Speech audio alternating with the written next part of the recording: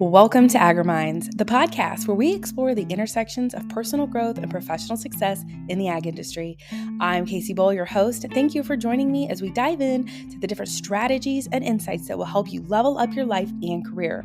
From mental health to leadership development, we're going to cover it all. So sit back and get ready to grow with AgriMinds.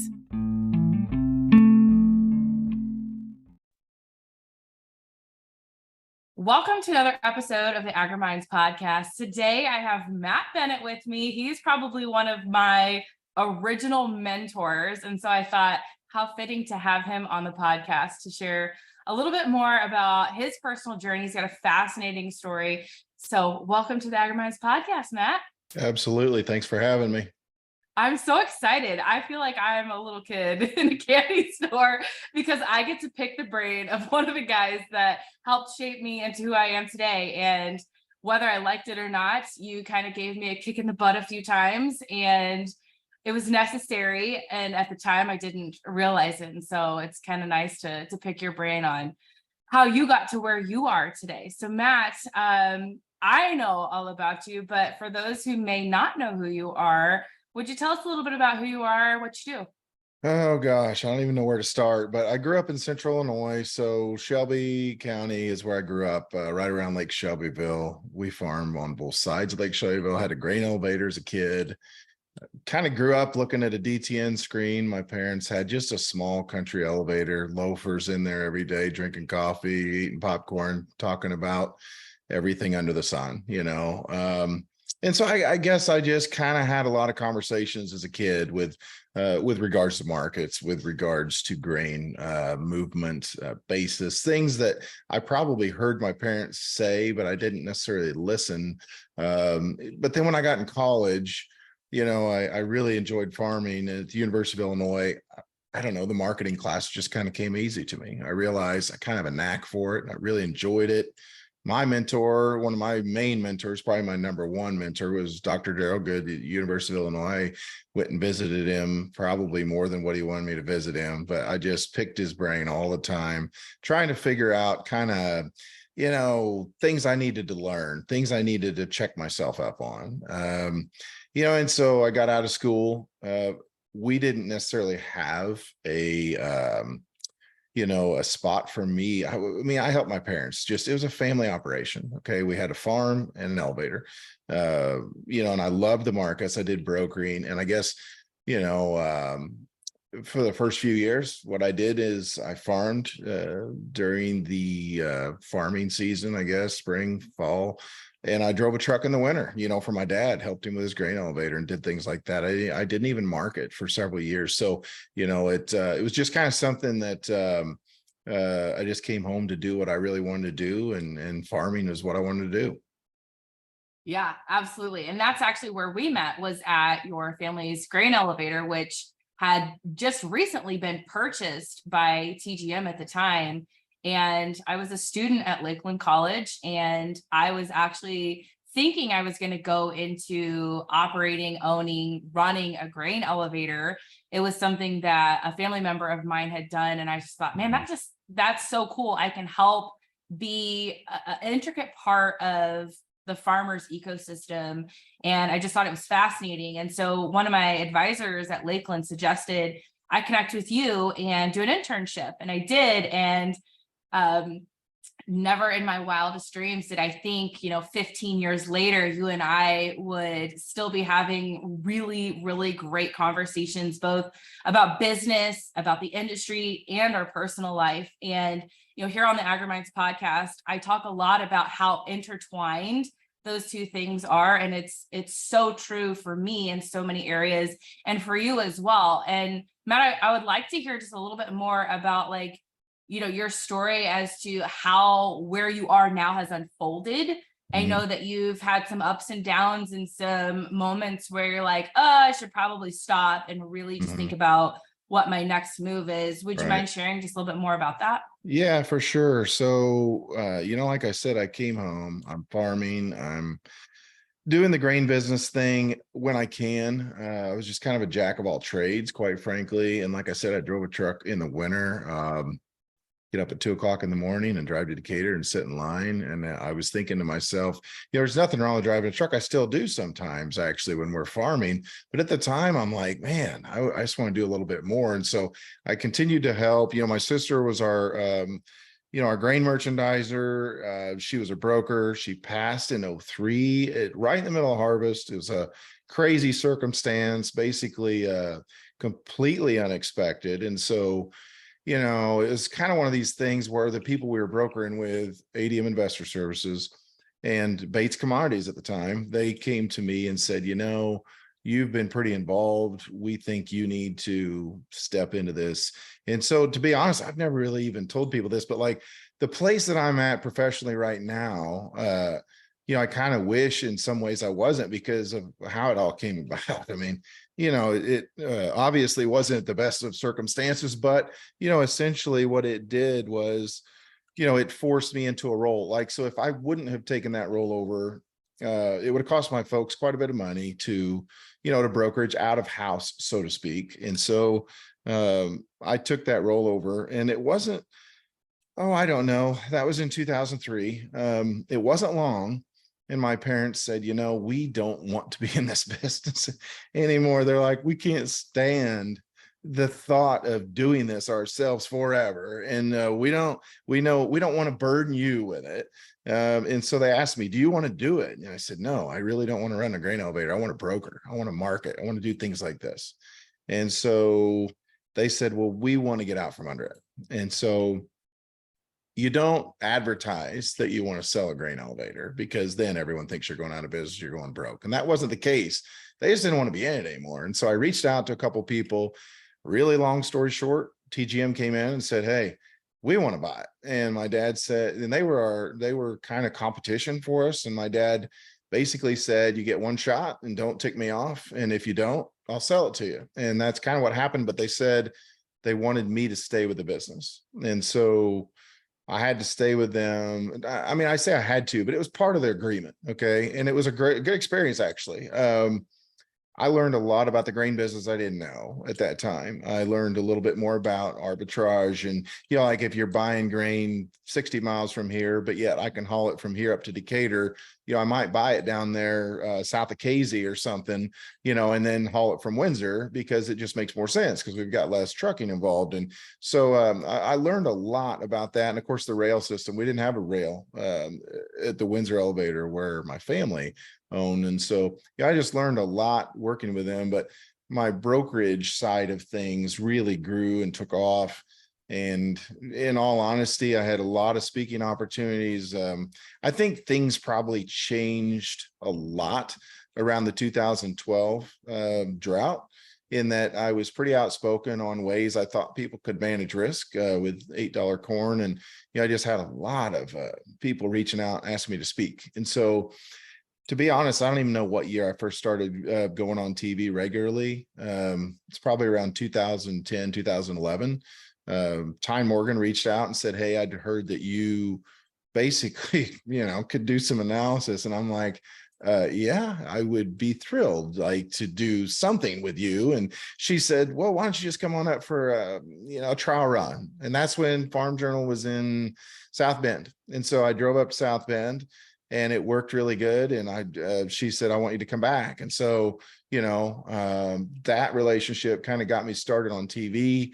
I've done, pretty much every show, like I do the one with Max and Mike Pearson in Chicago, This Week in Agribusiness, do Market to Market. Coincidentally, Market to Market, I grew up watching. Every Sunday after church, my dad would say, okay, you are going to sit down there. You're going to listen. You're not going to make any noise, because you didn't have DVR back then. And I hated it. I hated that show with a passion. It was so boring. I thought it was the worst thing ever. But as I got older, I'm like, it's kind of interesting. Like, I want to hear what these guys have to say about the markets. And so when they called me to do Market to Market, I didn't grow up with US Farm Report. I love it. And actually, Tyne's one of my best friends. She's really good friends with me and my wife, Tiffany. But, Market to Market for me was kind of a milestone, because I grew up watching it, and I couldn't even believe they were going to call me to do it. So I was just like, wow, I get on there, and now I go on there, I don't know, probably 6 times a year. It's kind of cool.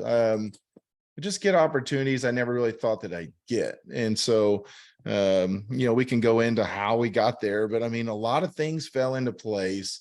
I think because I chose to always put myself out there, like if I saw someone that I'd seen on TV and they were at a trade show, I just walk right up to them, start talking to them. Hey, I'm Matt, that was my style, and I would say, hey, if you guys ever need someone, give me a call, um, and that kind of got me out there a little bit, but, and then it's one of those things where, I think my style was always, I had heard a lot of people talk markets over my career. My dad drugged me to every marketing outlook, that you could go to.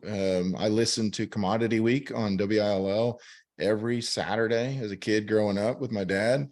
Of course, I do that show quite a bit now, but I don't know. I learned my style was I didn't want to be a boring marketing guy. I wanted to be a guy with some personality.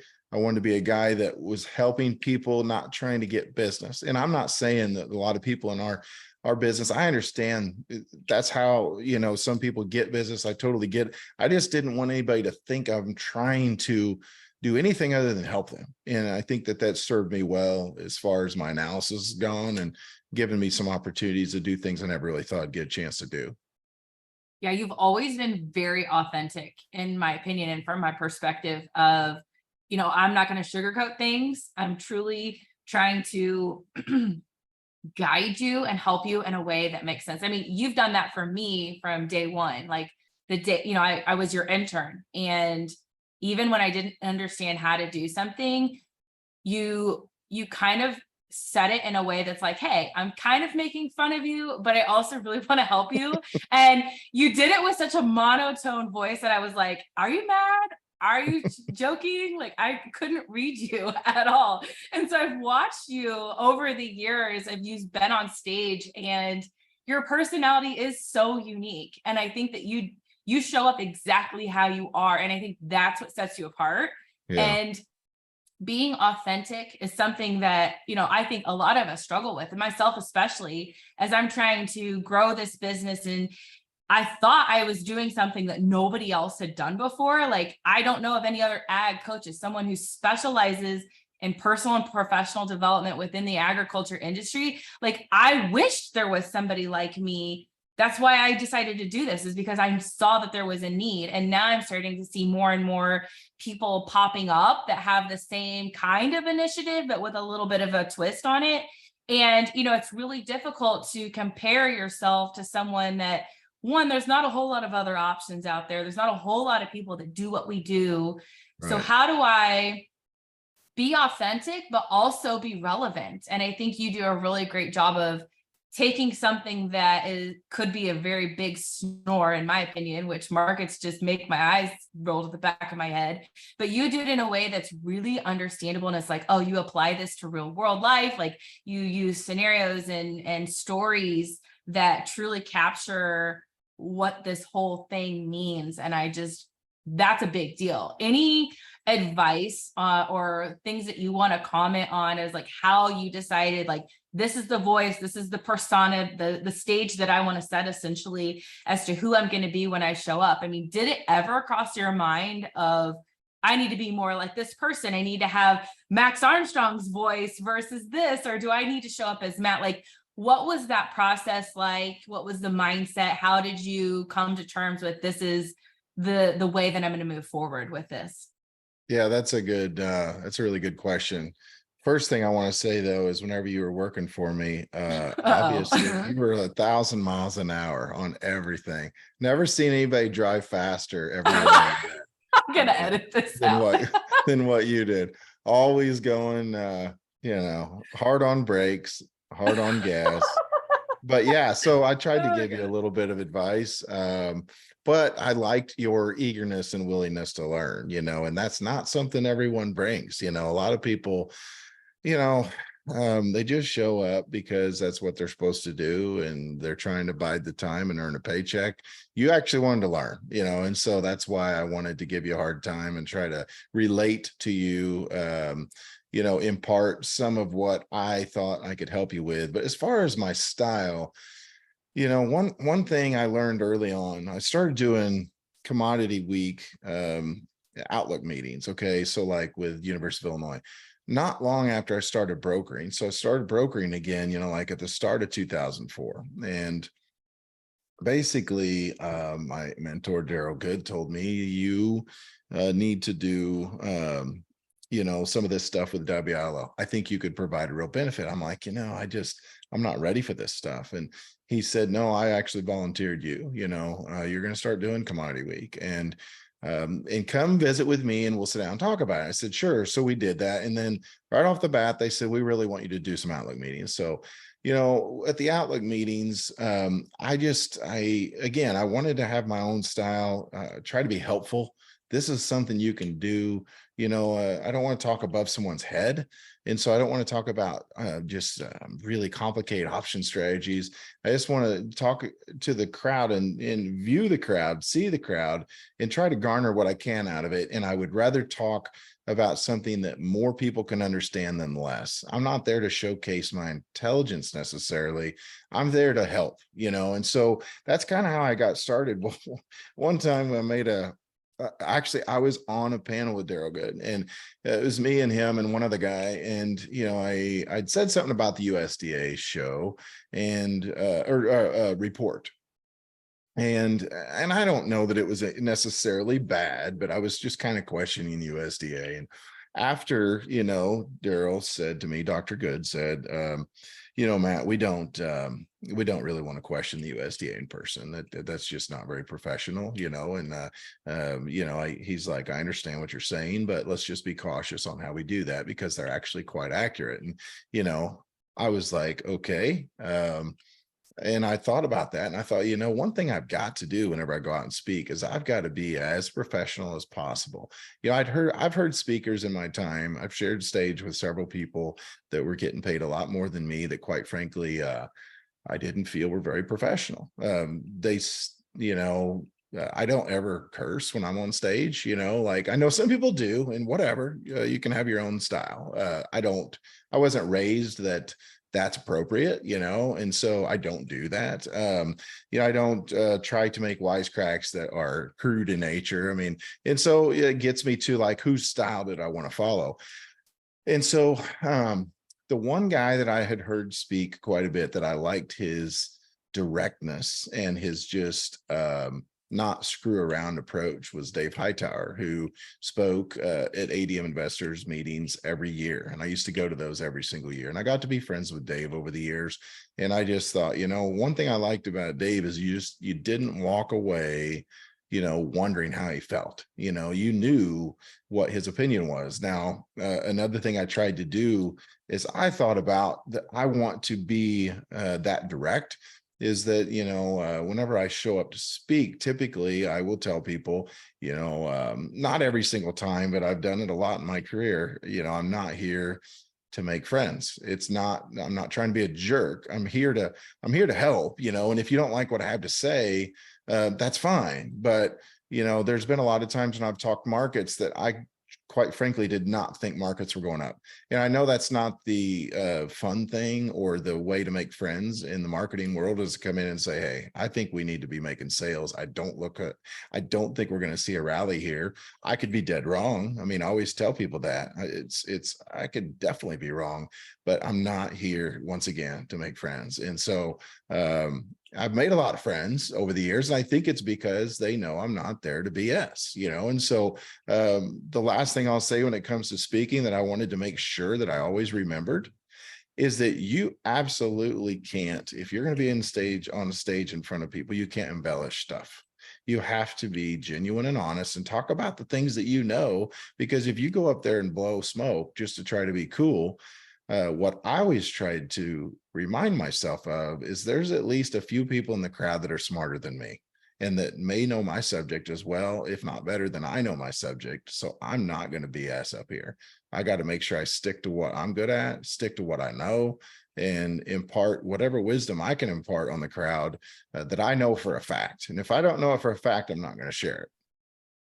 Yeah, that's good. And I loved when you talked about I may have put my foot in my mouth there for a moment, or maybe have stepped a little bit over the professional line. When I'm super nervous, I know that there are things that I say out loud that I should not be saying. And, I even called you the other day right before one of my events, and I was like, I'm still nervous. Like, I've done this a million times. I should know this by on the back of my hand. But for some reason, I'm still nervous. Do you still get nervous when you go on TV? Like, is this something like, do you have a routine where you're like, okay, this is just how I get in the groove? Or are you like supernatural and just have it all together? I'm not supernatural and have it all together. First of all, second of all, my wife says I say things that I shouldn't say all the time. So she I'm sure keeps she me does. very humble. She's probably my biggest fan, but she's also the only person that I think feels comfortable saying, "Listen, you know what? Yeah, tone it down." Like she does that quite often, Should I actually. And send this to Tiff to edit before I go no, no, live?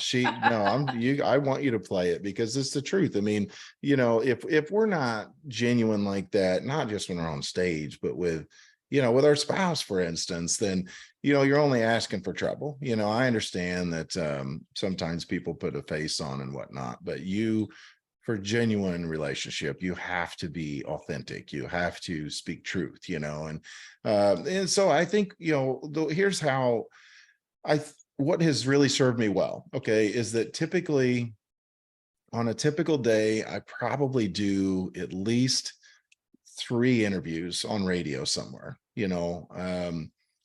Typically I'm asked to give market advice or market commentary on a pretty consistent basis. And so, some people want to talk livestock, some people only want to talk grains. Some people want to talk grains, livestock, and outside markets like crude oil, the Dow, what's the dollar doing? And so whenever I go on, for instance, market to market, I know that we are going to talk about, typically we start with wheat, and then we talk corn, and then we talk beans, and then we'll go into cattle and hogs. And if we have time, we might touch on something else. But I know for a fact, I have to know each one of those.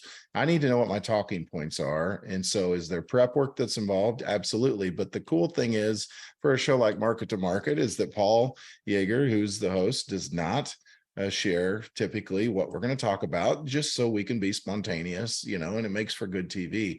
He might ask me, hey, can you answer a cotton question this week? And 9 times out of 10, I'm going to say, no, I really don't want to talk cotton too bad. I do have a couple customers that grow cotton, but to go on and to do this, you really have to you got to do a lot of work. You have to, I don't read a lot of other people's commentary, quite frankly.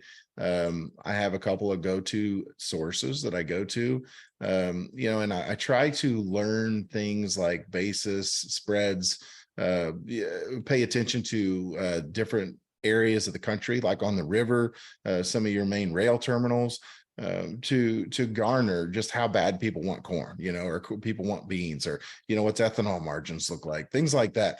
I have places that I go to for that. So whenever I do go on TV, typically I've been talking about most of the things that we're going to end up talking about. And if I'm real lucky, he'll ask me a question that's right in my wheelhouse. Sometimes it works like that, sometimes it doesn't. But I think to be good at what you do, you have to understand that you got to answer the question if at all possible. I think a lot of us in this world are good at deflecting the question into what we want to say. But I always try to make sure I give them the dignity to answer the question like they asked it, because they want, their listeners to hear. For instance, if they ask, what do you think is going to happen in this cattle market that's been on fire over the last, year or two?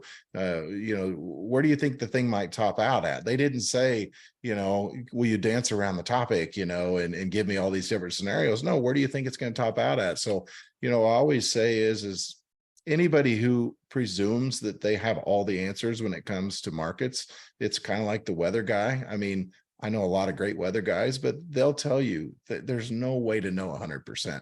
I always give my opinion because that's what was asked of me. And if I'm wrong, go figure, how many times you're actually going to be right. You just got to do your best and try to answer the questions as asked. But I would say for TV, I don't get super nervous. Most of it is preparation. But maybe the most nervous I get would be, I would say like whenever we do Commodity Classic, the early riser, we usually have 800,000 people in there. I'm very prepared and ready to go for it, but I want to do as good a job as possible. Because typically my family goes with me. They don't go with me to very many different things. And so the more people that I know, really the more nervous that I am, quite frankly. If I don't know people in the crowd, I'm not too worried about it, really. I mean, I already know what I'm going to talk about. I know how I want to say it. And by that time in the winter, I've given my presentation probably 40 times already anyway. So, I mean, yes, it changes every day, but the general theme of it usually stays pretty close to home. Yeah, that's something that I would love to dive a little bit further into. I know that there's been certain trips like down to Commodity Classic, for example, you'd go for work, but then you'd also take your family for a couple days before or after and make it like a family trip too. Mm-hmm. How do you manage and kind of juggle all the things? I mean, you're on the road constantly. You've got a million hats that you wear. You also have a million children. So how do you balance it all? What's the life balance trick, or are you still kind of trying to figure that out? Yeah, I mean, I think that life is a series of adjustments, and I don't know that you ever quite figure it out 100%. But the way that I've tried to do things, is the busier that I got. So I've spoken more in previous years than what I spoke this last winter. Okay. It does not come down to money, but I just want to make a important distinction. I made more money speaking this winter than I've ever made. And so what did I do? Well, I raised my rate. And I raised my rate for a reason. I did not want to be gone from home as much as what I had been gone the previous winter. Okay. And so what I did was, typically when people call, I don't go through any sort of service. I just field, people calling to ask me if I want to speak on my own. They'll call me and they'll ask me what I charge. And if it's a 24-hour event, I charge more. And I tell them it's because I have a wife and kids at home. It's because I have a business. It's because I don't necessarily want to be away from home. I'd love to do your event if you want me to do it bad enough, and I'm apologetic because quite frankly, Kacee, I never dreamed that I would get paid what I get paid to go speak. Okay. And I'm not trying to be boastful. I'm just, I truly, it's hard for me to process that I'm getting paid to do this the way that I do. But the reason for it is because I don't want to be gone as much. Okay. So how do you balance it? Well, this year I tried to make it a goal that I would not be gone from home more than one night in a row. And so it might be such a thing that I go speak in Omaha on Tuesday and I go speak in, Columbus, Ohio on Thursday, but I'm able to be home on Wednesday night. And so if I'm not gone from home more than one night in a row, it sure makes life a lot easier. Earlier in my career, there were times I'd be gone 3 nights in a row. And quite frankly, it was hard on everyone. And I could make more money going out and speaking. Most likely, I probably could, but this last one I had to turn down a handful of events, and it's because if I would have taken them, I would have missed something really important. And so, like for instance, when my oldest Autumn was a senior in high school, she was a really good athlete. She played college volleyball. I told her, I've had to miss some of your games. I said, well, your senior year, I'm not going to miss one game. And so I didn't. I didn't miss one game. I actually shut the combine off to go to some of her games, which is pretty much sacrilegious in our family to do something like that. My dad was irate, and then when she got in college and was playing in college, she was out in Charleston, South Carolina, their season's during harvest, and so I had to take a couple weekends off here and there. I wasn't going to miss watching my daughter play at least some. And that's what I've tried to do for all the kids. Reese was a senior this year. Bo's in between them, and they all play sports. They all do stuff. FFA, you name it, show cattle. I want to be there for as many of those things as I possibly can. So I try not to miss any of them if I can avoid it. And so, that was very hard to do whenever Bo was a senior, junior and senior playing basketball, because this is in the winter and that's my busy time. But I really tried hard, and I only missed maybe 2 or 3 games a season, just, trying to schedule everything around it. So, yeah, it takes a lot of work. And, my thing is of course, that I'm faith-based. So, my faith comes first, and which is a huge, thing with the family. So that's all intertwined, but my faith is first, and then my family, and then my career. And my career, if my career has to, suffer in some way, or if I have to miss opportunities in order to keep my family healthy, I'll make that trade any day of the week. Oh, that's good. I remember back when I was trying to figure out like what the right next step for my career was. And I had one job where I was covering 4 states. I mean, the entire Eastern Corn Belt. And I remember driving from Southern Kentucky, like Lexington area, all the way up to the thumb of Michigan. And it was exhausting. I mean, I was driving right past my house, but I couldn't stop because I had work to do. And that was my job. I had to do that because it was the busy season and I had to be there for my growers. Yep. And, I left that job for a job that only required me to cover 1 state. And then my role changed internally. And then there I was covering 4 states again. And it just became one of those things. It's like, no matter how hard I try, like I just cannot get off the road. I mean, so I've been, I would say, a professional in the agriculture industry for going about 13, 14 years. And the entire time I've been traveling. And in that time, I've had a child, I've gotten married, we've moved states, all these really big life things. And I always thought I was going to grow up to be taking over the farm, and I'm doing literally everything but that. I'm not even home to raise my own family, And so when I found out I was pregnant with baby number 2, it was one of those things where it's like, right now I'm fully able of balancing my full-time job and growing my ag coaching business.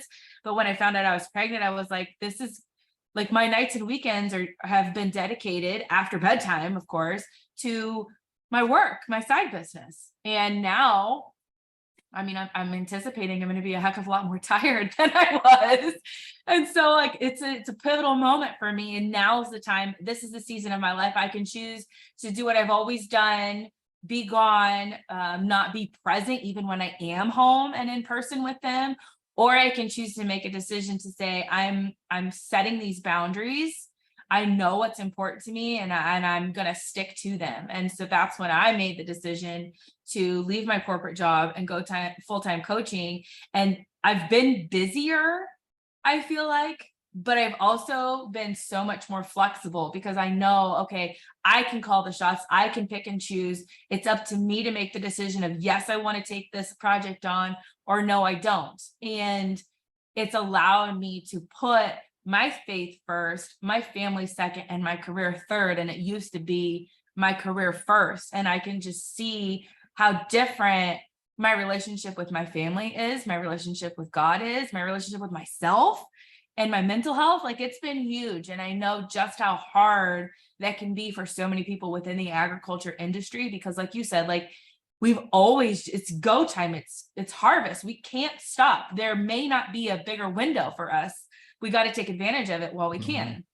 And so to shut the combine off, to go to Autumn's games, like it's crazy, but it's doable. And guess what, Matt? The world didn't stop turning. I know. You can always jump back into career. You can never jump back into your kid's childhood, For sure. And so that's essentially, there's been times whenever I've been too busy, and so again, like I said, it's a series of adjustments. And so, essentially what I've tried to do is, if I start to feel like things are out of balance, I will talk to, for instance, my wife first, typically, but I've got a couple of closer confidants that, and I try to surround myself with the right people, and so I think that, if there's a bit of advice that I give people, it's you be careful, really, really careful who you talk to when it comes to advice, because in any corporate world, in any ag, whatever, I think ag is probably a little more, family oriented than some of the professions you could enter. But let's face it, anytime that you're in a business environment or corporate environment, there's a thirst to be somebody, to be more important, to make more money, to be more relevant. And, if that's your goal, you're never, ever going to feel like you're enough. I mean, you just, I don't know, you won't. You can't get enough money. You can't get enough fame. You can't get, and that's the thing I tell people, you have to know where you're getting your validation, and my validation, of course, comes from the fact that my family knows I'm there for them. My family knows I'm going to provide for them. I think that it's a hard balance, because we all want to do, like we're building an addition on our house right now. And if I told you that it was cheap to do that, I'd be lying. And so I'm burning through some cash that I don't want to burn through. Let's just be honest about it. So the temptation is to work a little harder, but we both agreed if that's what we have to do, we're not going to do it. We're going to make it to something that we can make work, because what's most important to us is family. And so, we don't do everything perfectly. I mean, we make mistakes. If you see us, sometimes it's like a 3-ring circus, seeing our kids fighting with each other and arguing about this or that. It's just an absolute mess at times. But I feel like we've done a really good job too. I mean, we've got great kids. They're made of the right stuff. I feel like they've got a really good foundation. Are they going to make mistakes? They'll make mistakes. I mean, that's just part of life. But that's my number one job, I guess. Yes, I mean, some people say that I've gotten somewhere, and you've given me nice compliments. I appreciate that. But I mean, what's that matter? When it gets right down to it, it's cool. It's to be good at what you do to an extent. But at the end of the day, there's going to be very few people that that care about you like your family does. And that's just the way that it is. I really liked when you talked about like surrounding yourself with the right people. I think it's in week 8 that we're going to spend in Agriminds talking about the proximity principle and your circle of influence, and the power of networking with the right people at the right time. Yeah. And, along the way, over the years, you've connected with a lot of, like you said, kind of big names, but you've also connected with just kind of like your average Joe. And I think that that's super important, and super humble of you to just know, like, your conversations are the same with whoever you're talking to. And that comes back to that authenticity piece. And, when you really truly have a connection with someone, like, that's where that trust is being built. That's what makes you relatable. That's where people say, you know what, I trust his word. And I think that's what's really got you where you are today. I mean, you can have all the skills in the world, all of the knowledge. You could have a glass, crystal ball that tells you all about the markets. But if you can't connect with the person that you're trying to connect with, it doesn't matter. And I think, honestly, that's what's gotten you, in my opinion. I mean, what do you think about that? Is like truly building the connections is you, even back in the elevator days, right? Like, I really want to give this a test run. I want to connect with these people. I want to make sure the relationship is there. Do we share the same values? Do we share the same morals? Is this something that we can view long-term? And you've maybe unconsciously or unknowingly surrounded yourself with the people necessary to allow success to happen for you. Right. And that's what it boils down to. I mean, I've had the chance to work with people and align with people since forming Ag Market. Ag Market, it was formed by 4 of us that all were kind of thinking about doing something on our own as far as a brokerage was concerned.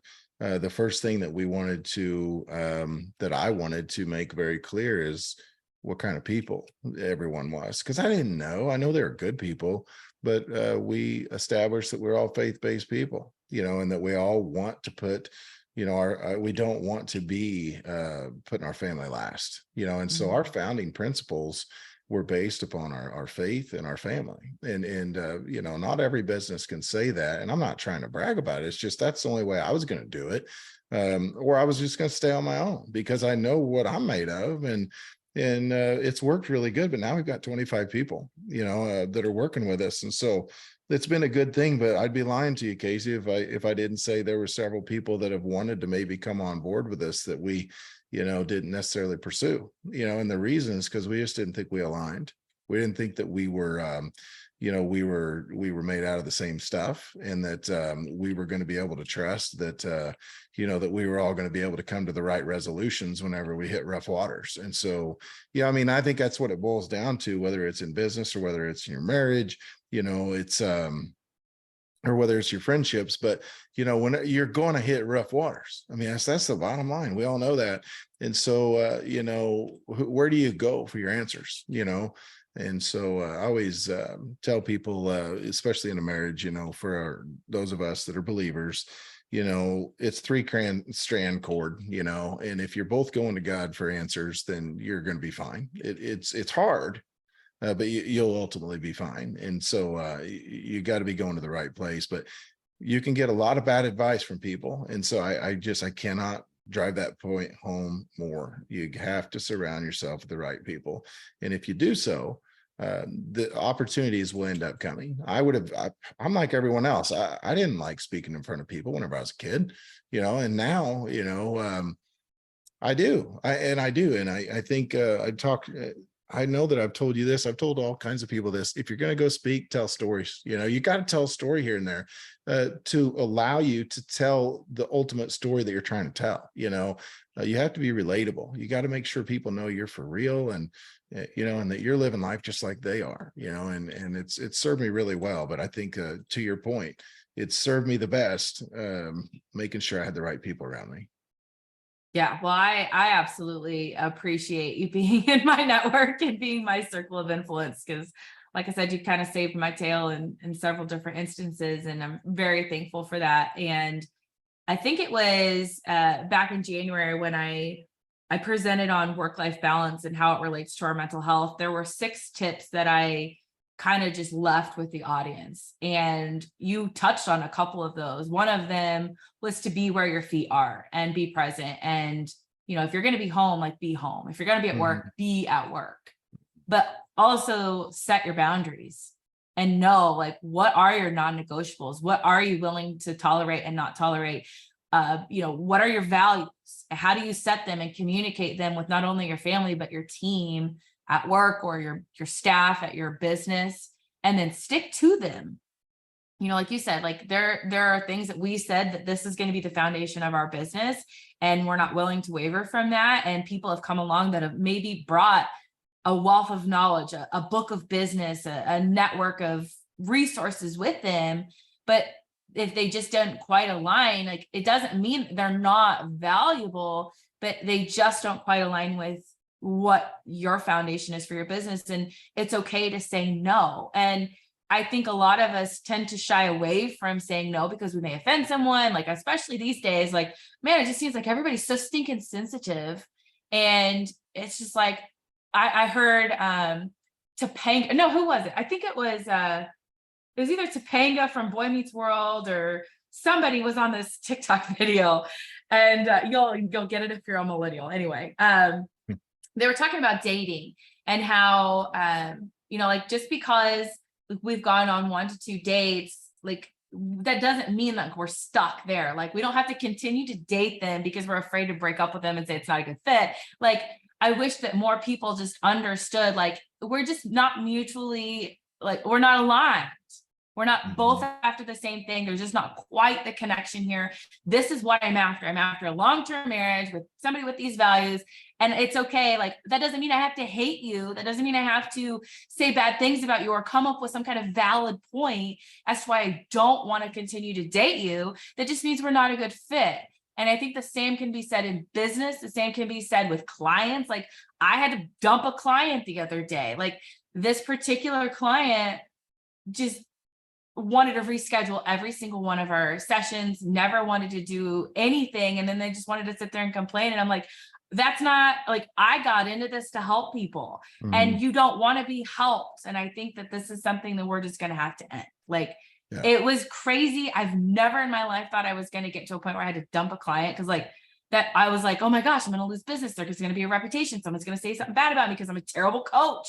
But I truly is just like, we're doing more harm than good because you're not getting where you need to go. You're wasting my time, which is very valuable. Mhm. And this is something I committed to when I started this business is I wanted to truly help people. And I feel like I'm starting to second guess my ability here. It's just, it wasn't a good fit right Right. now. And I think Yeah. it's okay to put an end to things, and no is a complete sense. You don't have to explain that to anybody, but these are Mhm. your values and this is what I'm willing to tolerate and this is what I'm not willing to tolerate. And like life is just too short to put up with bull crap, in my opinion. Yeah. No, absolutely. Yeah, I mean, I'll just tell you exactly whenever we formed Ag Market, one of the guys who'd called me, he wanted to know if we could sit down and talk. And one of the guys in my office, he's my right hand man. I don't know, to be honest with you, I don't it's just amazing that he was able to come work with me, but he's a really good faith-based guy, elder in his church. One of the types of guys that if you come to work with something on your mind, you talk to about and get really good advice. And we talked about the fact, do I want to stay Bennett Consulting and stay on my own, or do I want to join these guys? And we said, the number one thing we got to figure out in this conversation with him is, where's he at with his faith? And so one of my other founders, Bill, a good guy, we went to meet with him, and the very first thing he says after we get the pleasantries out of the way and just the rudimentary conversation is he said, before we start the meeting, I want to pray. And I was like, wow. Okay, fine. Yeah, I know. I You're said, in. well, I said, I think we're going to be fine. I think we're going to be fine because I know that, you can tell a lot about someone just meeting them. But when you really get down to those types of levels, then that was important to him, that we set the right framework, and so that helped us, get to that point. But absolutely, you have to, several things that you said there. You have to align yourself with the right people. You got to make sure you're valuing your time, and again, that's part of what I'm doing with the speaking. I always tell people, I feel pretty confident that you won't be disappointed if I show up, but this is what's going to cost to get me there. And again, it's not said out of arrogance, because quite frankly, I feel quite conscious asking what I ask to go speak. It's just that my family deserves more, than me being gone all the time. So, and I don't even know if I touched on this enough earlier, but I do take every opportunity that I can to take the family with me. They went with me to Commodity Classic this year. They went with me to Commodity Classic. Oh, they didn't go. They went to San Antonio with me, and next year they'll go with me to Houston. They'll go with me to Farm Progress Show. We try to work around stuff like that. If I'm going to speak somewhere where there's a water park, I usually take them. So they can go do their thing. And yeah, I got to work for a couple hours. But then after that, I'm dad, and I get to do those things, and we get to ride in the car together, and they think it's cool sometimes, that I'm going out and speaking, but at the same time, they don't really care. They just want to hang out, they just want to be with you. So yeah, that's what we try to do. We just try to do life together as much as what we possibly can. My hobby, basically, other than work, is family. I mean, I don't, yeah, there's things I would like to do maybe when in my younger days, but that's what I value the most, is just spending time with family. So, some people might say, good Lord, that's boring, but it's not to me. And it's kind of how we do life. And I think that it's it's the most important thing to me. And so that's where I place my time and emphasis, is with family. Oh, I think that's so important. And I just appreciate you sharing that. And I don't know if admitting it is the right word, but just being very open and honest about that, because I think there's a sense of pride in our industry that is like, yeah, I'm dedicated to my work. Like, I live and breathe farming. I live and breathe the ranch. Like, family is all that you can come home to, like that's the place that makes a house a home. And I love hearing that. It's so important. And as a wife and as a mom, like that just makes me get all the butterflies. So I appreciate you sharing that. Mhm. Matt, if people wanted to follow along with you, hire you to speak, of course, you've done some amazing things online, on the radio, on television. But if someone wanted to just follow along with you, if they've never heard of you before, where can they catch your segments? Where can they connect with you and follow Yeah. along on your journey? If they want, they can get a hold of me, for instance, through Twitter, at Chief321. They could email me at mbennett@agmarket.net, or, they could just go to Agmarket. If they go to agmarket.net, to look at our website, they can go find me, find my contact info, and then, on my contact info, I always tell people, if you email me, I will email you back. And I've always tried to stick to that. I don't know that I've ever missed someone that's emailed me, or called me. And so, if you try and you don't get me immediately, give it a little time, because these days I am busier than I've ever been, professionally. But I definitely would love to, hear from anybody who wants to, to pick my brain or talk about this type of stuff. If they want to hire me to speak, I'd certainly be open, to talking to people about that stuff. And once again, I never did hire anybody to do that kind of thing, because I guess, once I started speaking, I didn't have the need, I guess, to have more requests. I've been very blessed in that part of the world. But yeah, that's the best way to get a hold of me. And I feel like I'm fairly approachable. So don't be afraid to reach out if you want to talk. Yeah, I totally agree. I think you've over exceeded my expectations for this podcast recording. And I just again want to thank you for joining me, being open, honest, transparent, and taking the time to share with listeners a little bit about your journey. Absolutely. No problem. Thanks for having me.